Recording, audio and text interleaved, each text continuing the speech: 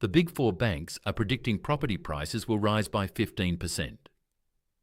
If you've been following Australian real estate news, you've probably seen headlines like this. For anyone dreaming of buying a home, that sounds like terrible news.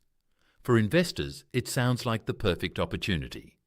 And for homeowners, it sounds like their property could become significantly more valuable. But here's the question. Did Australia's biggest banks actually make that prediction? Because when we dug into the original reports, something surprising appeared. The headline, "Millions of people are sharing," isn't the whole story. In fact, when you read the actual forecasts published by the banks, the picture looks completely different. Some cities are expected to grow, others could barely move, and a few are even forecast to decline. So where did this magical 15% number come from? Was it misunderstood, taken out of context, or is there something much bigger happening inside Australia's housing market? Because this isn't just a story about one prediction. It's a story about how headlines can completely change the meaning of economic research. And if you're making financial decisions based only on those headlines, you could be looking at the wrong market entirely. Australia's housing market has always been emotional. Prices rise. People rush to buy. Prices fall. People predict a crash. And every forecast quickly becomes national news. But 2026 is unlike previous years. The market isn't moving in one direction anymore. Instead, Australia has become what economists describe as a two-speed property market. While some cities continue breaking records, others are struggling under higher borrowing costs, changing government policies, and affordability pressures. That raises an important question. If conditions are so different across the country, how can one number describe the entire market? That's exactly why the 15% headline deserves a closer look. Because once we examine the original reports published by Australia's four biggest banks, the story becomes far more complicated. The claim everyone is talking about. Let's begin with the claim itself. The big four banks predict property prices will increase by 15%. It's simple, easy to remember, and perfect for headlines. But simplicity can sometimes hide important details. When economists publish housing forecasts, they usually don't make a single prediction for every suburb, every city, and every state. Instead, they separate the market into different regions because each one behaves differently. Employment, population growth, housing supply, migration, government policies, even local taxes can completely change how one city performs compared to another. That's why professional forecasts almost always include separate projections for different locations. Yet somewhere along the way, those detailed forecasts became compressed into one nationwide headline. And that's where the confusion begins. What the banks actually said. After comparing the latest forecasts from Commonwealth Bank, Westpac, ANZ and NAB, one fact becomes clear. None of the four banks is forecasting a blanket 15% rise across Australia's national housing market in 2026. In fact, several banks have actually downgraded their national outlooks. Some expect prices to remain broadly flat. Others forecast only modest growth. And in some major cities, forecasts even point towards slight declines. So if the national outlook isn't 15%, where did that figure come from? The answer lies in something most headlines never mention. It wasn't Australia as a whole. It was one specific market, one city whose economic conditions are dramatically different from the rest of the country. And understanding why that city is different reveals something much bigger about Australia's housing market. The city that changed the headline. That city is Perth. Among all major Australian capitals, Perth has become the standout performer. According to the Commonwealth Bank's forecast, Perth's dwelling values could rise by 15% during 2026. But notice something important. That's a forecast for Perth, not Australia. The difference matters. Because while Perth is expected to continue growing strongly, Sydney's outlook is far more subdued. Melbourne faces even greater challenges, and other cities fall somewhere in between. In other words, the famous 15% prediction is geographically specific. It reflects one exceptionally strong market, not the entire country. But that's only part of the story, because there's another reason this number spreads so widely. And it has nothing to do with Perth at all. It comes from a case of mistaken identity that has confused thousands of readers. Transition. You see, many people assume every Big Four forecast refers to Australia's 4 largest banks, but that's not always true. In fact, one of the biggest sources of confusion comes from an entirely different organisation whose prediction has been repeatedly mixed up with the bank's own forecasts. And once you discover who they are, the entire 15% story starts to make a lot more sense. Let's investigate that next. The biggest misunderstanding. So, if the banks weren't predicting a nationwide 15% property boom, why did that number spread so quickly? The answer is surprisingly simple. It came from a mix of different reports, different timelines, and even different institutions. One of the biggest reasons was a misunderstanding between 2 completely different groups. On one side, you have Australia's Big Four banks, Commonwealth Bank, Westpac, ANZ, and NAB. On the other, you have the Big Four professional services firms, one of which is KPMG. Although both are often referred to as part of the Big Four, they don't serve the same purpose. The banks lend money and publish housing forecasts based on lending conditions and economic expectations. KPMG, meanwhile, publishes independent economic outlooks and market research, and that's where the confusion began. The KPMG forecast. In an earlier residential property market outlook, KPMG projected that national home prices could rise cumulatively by around 15% by mid-2025. That forecast attracted widespread media attention. Over time, many people stopped distinguishing who made the prediction. The phrase Big Four predicts 15% growth started appearing in discussions, and gradually the distinction between KPMG and Australia's 4 major banks became blurred. But they were never the same forecast, and they certainly weren't talking about the exact same period. This is a reminder of how a headline can survive long after its original context has disappeared. But there's another twist to the story, because the number 15% appeared in bank forecasts before, only it meant the exact opposite. When 15% meant a crash. Let's go back to 2022. Australia was emerging from the pandemic property boom. Interest rates had been sitting at historic lows. Borrowing was cheap. Property prices had climbed at extraordinary speed. Then everything changed. To fight rising inflation, the Reserve Bank of Australia began one of the fastest interest rate tightening cycles in decades. As borrowing costs increased, economists expected housing demand to weaken sharply. During that period, Australia's major banks released remarkably similar forecasts, but instead of predicting growth, they were predicting declines. Commonwealth Bank expected national property values to fall around 15% from their peak. Westpac projected a decline of roughly 14 to 16%. ANZ expected an even larger correction.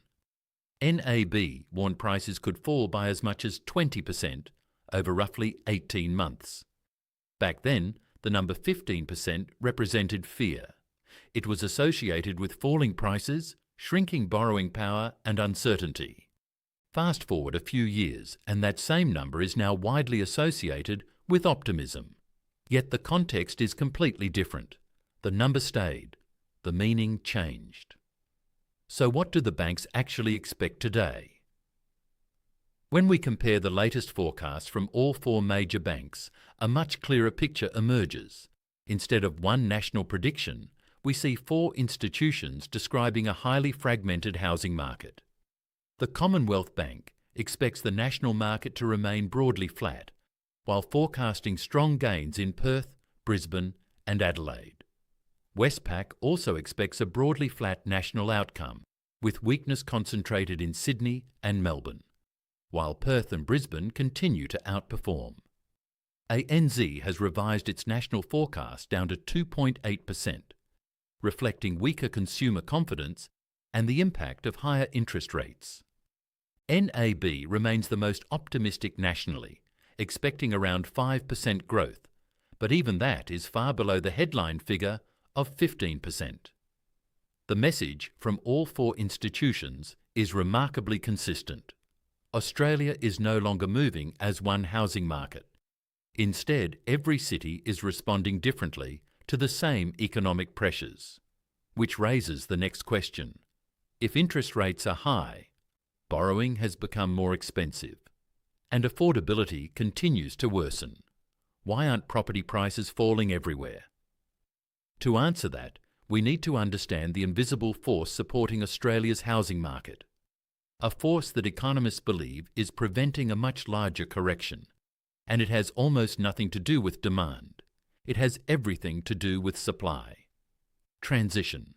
Imagine thousands of new families arriving, but not enough homes being built, even if fewer people can afford to buy. What happens when there still aren't enough houses for everyone who needs one? That supply-demand imbalance may be the single biggest reason Australia's property market has remained more resilient than many expected. And that's exactly where the story goes next. The invisible force supporting prices. At first glance, Australia's property market should be slowing much more dramatically. Interest rates are high. Mortgage repayments have become significantly more expensive. Borrowing capacity has fallen.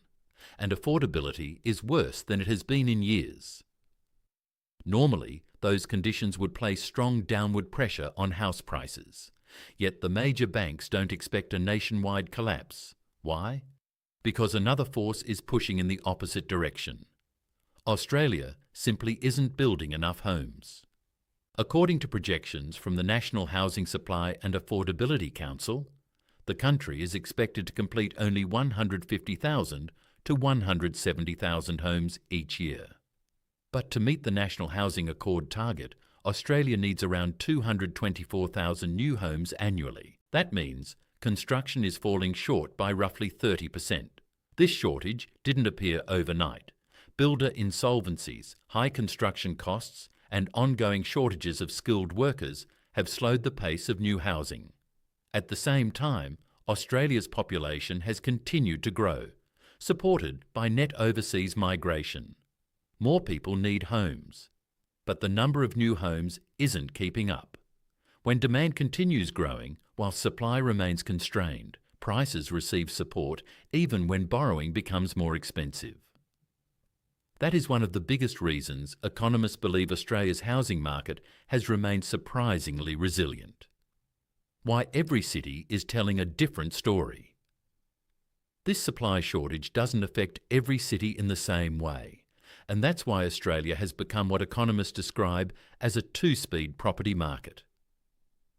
On one side are cities like Perth and Brisbane. These markets continue benefiting from strong population growth, tight rental markets, and comparatively better affordability than Sydney or Melbourne. Perth, in particular, has become Australia's standout performer. With extremely low rental vacancy rates and strong interstate migration, competition for available homes has remained intense. That's why the Commonwealth Bank's 15% forecast applies specifically to Perth, not to the country as a whole. Queensland is showing a similar trend. As Brisbane becomes more expensive, many buyers are looking beyond the city itself. Regional and outer ring markets such as Ipswich, Logan and Toowoomba have experienced strong price growth as buyers search for more affordable options. On the other side of the market sit Sydney and Melbourne. These cities face a very different set of challenges. Higher property prices mean buyers are more sensitive to rising interest rates. Borrowing capacity has fallen sharply. Affordability has deteriorated. And in Melbourne, additional state tax and regulatory changes have further reduced investor demand. The result is a market moving at two very different speeds. One Australia. but two completely different housing stories. The risks that could change everything. Of course, forecasts are not guarantees. Every major bank also highlights risks that could quickly change the outlook. The first is interest rates. If inflation remains higher than expected, the Reserve Bank of Australia could decide that borrowing costs need to rise even further. Higher interest rates would reduce borrowing capacity again, placing additional pressure on buyers. Another major concern is recent changes to property taxation announced in the federal budget. Changes affecting negative gearing for new investments in existing dwellings and the capital gains tax discount have raised concerns about investor activity. Some economists, including those at Westpac, expect these policy changes to reduce investor participation and slow overall market activity. Then there are state-specific risks. Victoria provides a clear example. Higher land taxes and other policy changes have encouraged some investors to sell, increasing listings and contributing to Melbourne's weaker performance compared with other capital cities. In other words, today's forecasts depend on today's assumptions. If those assumptions change, the outlook can change too. Can we trust the forecasts? There's one final piece of this puzzle: history. If we look back over the past few years, Australia's major banks haven't always predicted turning points accurately. In 2020, during the early stages of the COVID-19 pandemic, several banks warned of severe property price falls. Instead, record low interest rates, government stimulus, and strong buyer demand helped trigger one of the biggest housing booms in Australian history. Then, in late 2021, expectations remained positive just before the Reserve Bank began rapidly increasing interest rates in 2022. The market changed direction much faster than many forecasts anticipated. Later, after prices began falling, many economists expected a much deeper correction than actually occurred. Instead, strong migration and limited housing supply helped stabilise the market sooner than expected. That history doesn't mean today's forecasts are wrong, but it does remind us of something important. Economic forecasts are scenarios, not promises. They are based on current information, and current information can change. Conclusion: so, are the Big Four banks predicting a 15% rise in Australian property prices? The evidence says no, not nationally. That headline combines different forecasts, different organisations, and different periods into one simple statement. The reality is far more nuanced. Some markets, especially Perth, are expected to continue growing strongly. Others are forecast to remain largely flat. And some, including parts of Sydney and Melbourne, may struggle under the weight of higher borrowing costs and affordability pressures.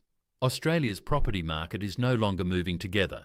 It's becoming increasingly divided, which means the most important question is no longer, will Australian property prices rise? It's, which Australian property market are we actually talking about? Because in 2026, that single question could make all the difference. If you found this analysis helpful, don't rely on headlines alone. Always look at the original data, understand the assumptions behind every forecast, and remember that economic predictions are tools for understanding possible outcomes, not guarantees of what will happen.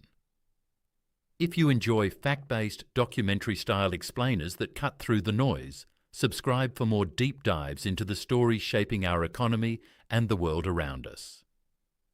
And until next time, stay curious.